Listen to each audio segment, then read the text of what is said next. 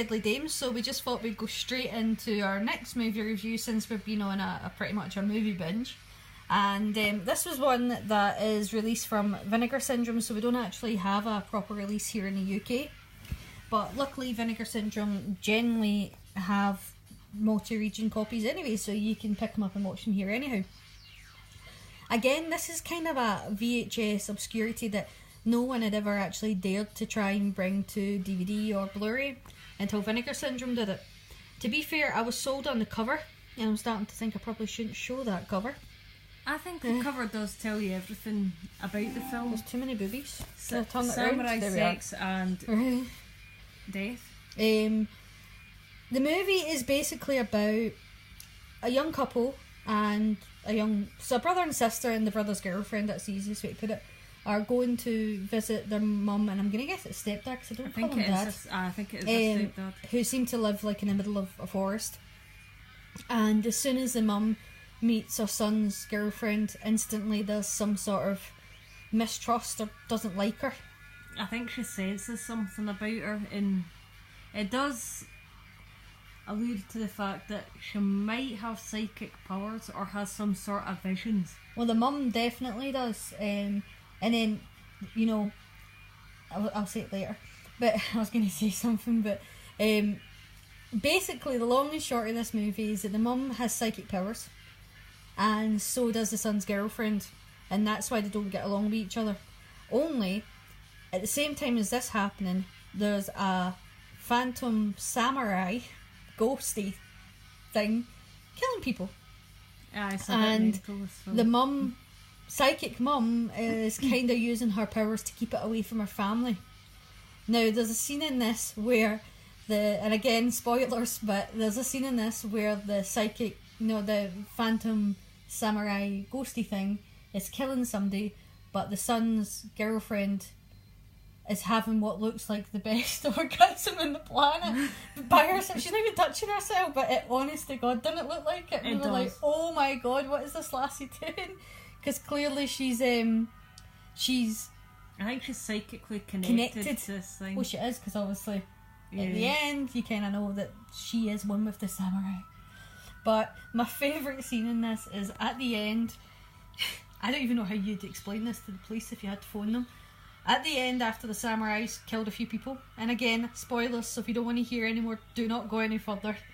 But after he's killed a few people, and then he has a showdown with the mum, and turns her into a crispy pancake. I can't think of another way to describe her. She's a crispy pancake. She looks like a mummy.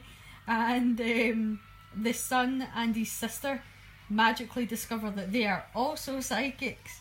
You know what it reminded me of? Remember that scene in South Park where Cartman's kidding on that he's psychic, and then you've got these and they're having a battle with each other going